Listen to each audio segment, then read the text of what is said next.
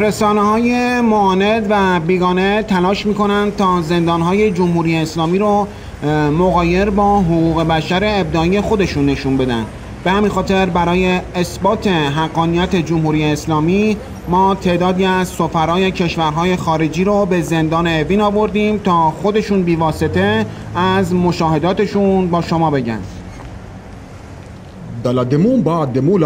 ایشون می‌فرمایند که امروز خیلی شگفت زده شدم. هرگز تصور نمی‌کردم که چنین زندانی در دنیا وجود داشته باشه. ایشون میگن که توالت‌ها فرنگی بود، سقف هر اتاقی یک لوستر گران قیمت قرار داشت. بله، در همه سلول‌های انفرادی یک تخت 2 نفره وجود داشت. خیلی جالب بود.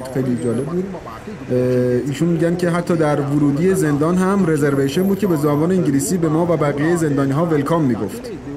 باور کردنی نبود. حتی من دیدم نگهبانان درب ورودی چمدون زندانی‌ها رو تا سلول انفرادیشون می‌بردند.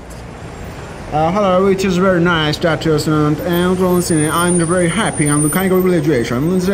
This is prison and I'm going to Switzerland. ایشون میگن که خیلی خوشحالم که امروز این تجربه رو کردم. به شما تبریک میگم، چون همچین زندانی با امکانات اینطوری حتی در سوئیس هم نیست. ولی ایشون در ادامه حرفشون میگن که یک سری وسایل عجیب و غریب هم بود که گفتن با اونها زندانیان رو ماساژ میدن. این واقعا فوق العاده است. بله، من وقتی به کشورم برگردم ایده ماساژ روزانه در زندان رو مطرح میکنم.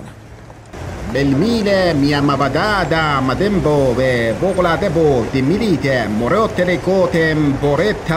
بله، ایشون نفر بعدی هستن. میگن که خیلی فوق العاده بود. سالن غذاخوری زندان هیچ فرقی با رستوران نداشت. منو می آوردن جلوشون با انواع اقسام غذاهای لذیذ و سنتی. تازه به طور اتفاقی یکی از زندانی ها تو گوش من گفت که ما اینجا فحش و کتک میخوریم. که من پرسیدم، گفتن که غذای مخصوصه که به نظر خوشمزه میاد. خب این فوق العاده است. واندرفول. میفهمن که بله، واقعا هیجان زده و گیج و مبهوتم. تا به حال نشنیده بودم در یک زندان تالار معاملات بورس وجود داشته باشه. بله، من در هنگام بازدید از سلول ها دیدم که در یکی از سلول ها زندانیان نابغه هستند که مشغول معاملات نفت و گاز هستند و این یک خاطره جالب بود برام.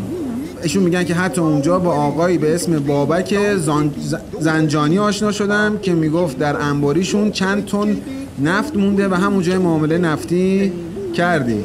استاندارد زندان شما بسیار بی‌نظیره. بله، اظهار نظرهای سفرای خارجی رو شنیدیم. اینجا ایران است، امن‌ترین کشور جهان با زندان‌هایی که روی تمامی هتل‌ها رو کم کرده است. با تشکر. الو جعفر، ببین سریع گازشو بگیر بپر کنسولوقون اون ویلای باغ حاج یونس اینا رو که بلدی ها؟ آره، بده فوری تابلو بزنن بالاش ولکام تو کریزک بازداشتگاه. آره، 2 تا مینیبوس هم بفرست اینا رو برداریم ببریم. آره بدو ها. آره ببین راستی خبرنگار یاد نره زیاد بیاد. آره قربون. آقا این دوربین که روشن نیست، نگیری ها داداش. قربون تو.